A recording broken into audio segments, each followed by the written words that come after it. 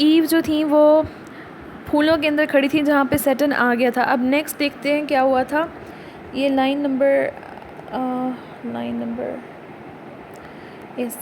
Number इधर से third पे द स्मेल ऑफ ग्रेन, इधर आ जाएं। ये है लाइन नंबर, एक्चुअली 450 लाइन है ये,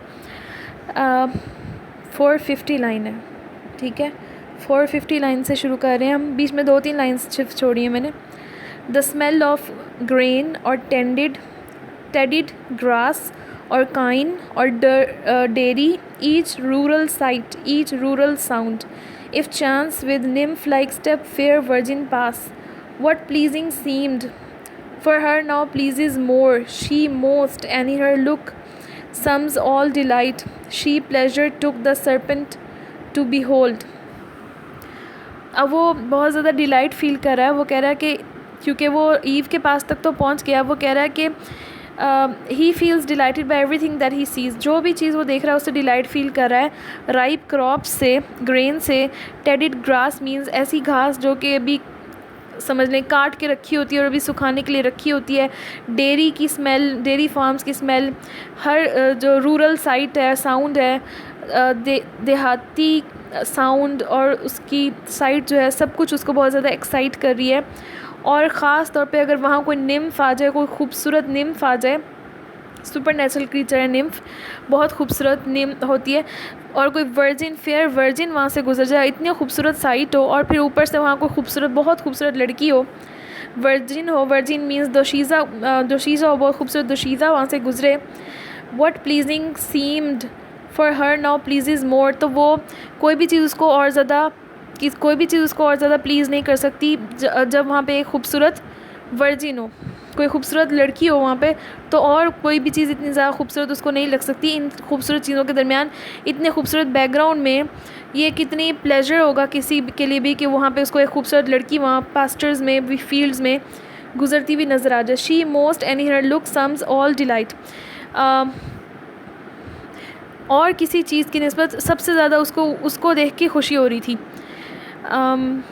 क्योंकि वो अपने अंदर सारा डिलाइट और अपने अंदर सारी ब्यूटी रखती थी।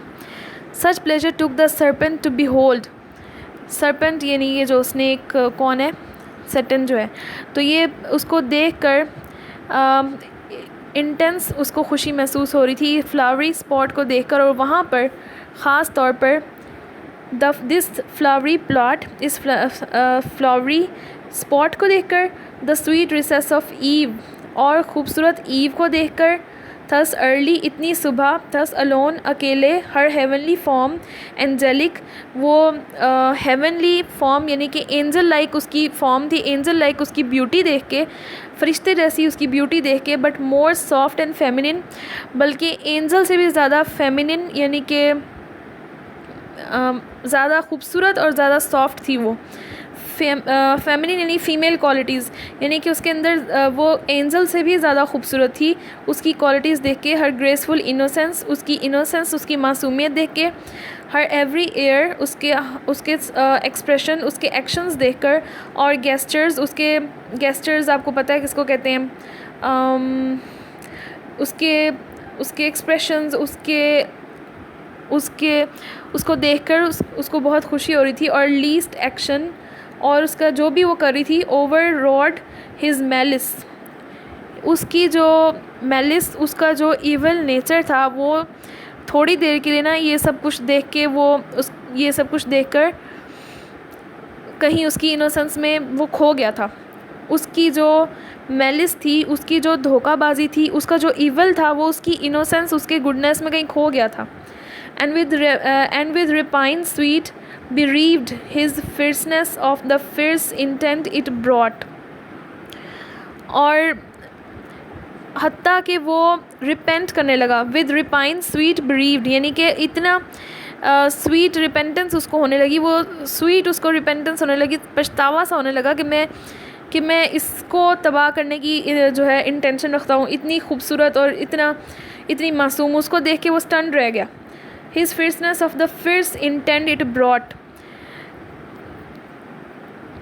तो सैटर्न जो था वो अपनी उसकी जो फियर्सनेस थी वो थोड़ी सी कम हो गई, उसका जो ये इंटेंशन थी वो उसको देख के कम हो गई। उसकी इवल इंटेंशन। फिर क्या हुआ, यह लाइन नंबर 463 पे है, जो लाइंस अंडरलाइन की हुई रेड बायरो से। That space the evil one abstracted stood from his own evil.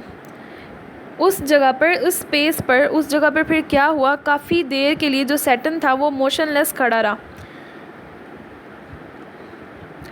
And for the time remain stupidly good. Stupidly good मतलब बिल्कुल उसको समझ ही नहीं आ रही थी, स्टंड खड़ा रहा, बिल्कुल बेसुध खड़ा रहा उसको देख कर, उसकी ब्यूटी को देख के।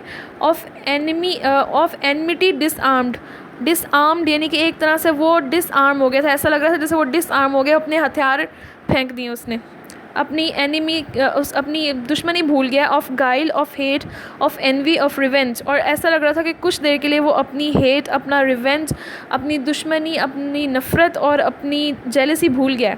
But the hot hello that always in him Burns. लेकिन जो हॉट हेल उसके अंदर जल रही है, जो बदले की आग उसके अंदर जल रही है, though in mid heaven soon ended his delight. जल्दी उसका जो ये डिलाइट था वो ख़त्म हो गया, क्योंकि उसको अपना मकसद याद आ गया। And tortures him now more. लेकिन अब उसको और ज़्यादा ये चीज़ टॉर्चर करने लगी। The more he sees of pleasure not for him ordained. जितना ज़्यादा वो ये खुशियाँ देखता जन्नत में, वो और ज़्यादा उसको ये चीज़ ज़्यादा तंग करने लगी, ज़्यादा तकलीफ़ देने लगी कि ये सब कुछ मेरे लिए नहीं है। देन सून फिर्स हेट ही रिकॉइल्स। फिर दोबारा से वो अपनी जो हेट है उसको रिकलेक्ट करता है, दोबारा से वो जगाता है अपने अंदर की हेट को, अपनी थॉट्स को, हेटफुल थॉट्स को। And all his thoughts of mischief gratulating thus excites. और फिर उसकी जो इवल डिज़ाइंस थे, उसकी मिसचीफ थी, उसकी थॉट्स थी इवल, वो फिर से जाग जाती हैं। चलिए यहाँ तक ये इम्पॉर्टेंट लाइन्स है। नेक्स्ट जो इससे आगे लाइन्स है उसमें, इनमें वो कहता है कि अब वो सोचता है कि मैं अपनी थॉट्स के बारे में सोचता है कि मैं ये क्या सोचने लग गया था, किस चीज़ ने मुझे मेरे मकसद से हटा दिया था।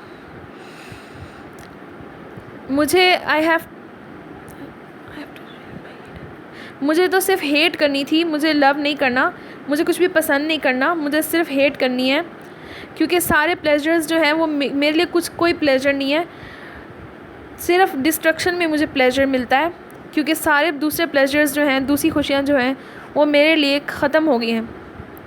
तो इस वजह से मैं इस मौके को हाथ से जाने नहीं दे सकता जो मेरे फेवर में काम कर रहा है। और इसके फेवर में क्या काम कर रहा है कि ईव जो है अकेली इसको मिल गई है।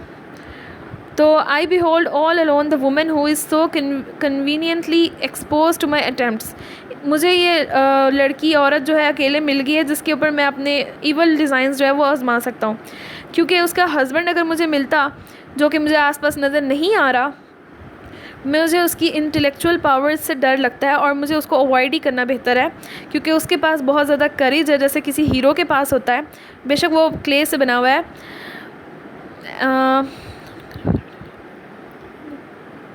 तो इसलिए वो कह रहा है कि मुझे इस मौके से फ़ायदा उठाना चाहिए कि उसका हस्बैंड उसके पास नहीं है। तो हेल ने मुझे बहुत ज़्यादा तकलीफ़ दी है और मैं हेवन में जो है, हेवन में मैं तबाही मचा के जाऊँगा। ये जो औरत है ये बहुत ज़्यादा खूबसूरत है। आगे से कहता है कि गॉड्स भी इससे मोहब्बत करते होंगे, लेकिन मुझे इसकी जो है अपनी इसकी ब्यूटी से ज़्यादा जो है, इसकी ब्यूटी से ज़्यादा मेरी हेट है, वो कहता है। तो मैं इसको जो है वो जो है अपनी इरादे जो हैं, अब मैं अपने इरादों पे पूरा उतरने की कोशिश करूँगा। और वो क्या है, वो ईव को टेम्प्ट करने की कोशिश करेगा, जो हम नेक्स्ट लाइन्स में बाद में पढ़ेंगे।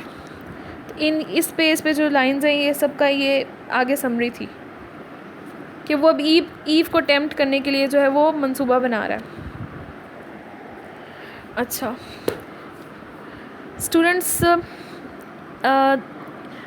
एक क्वेश्चन का आपने आंसर देना है।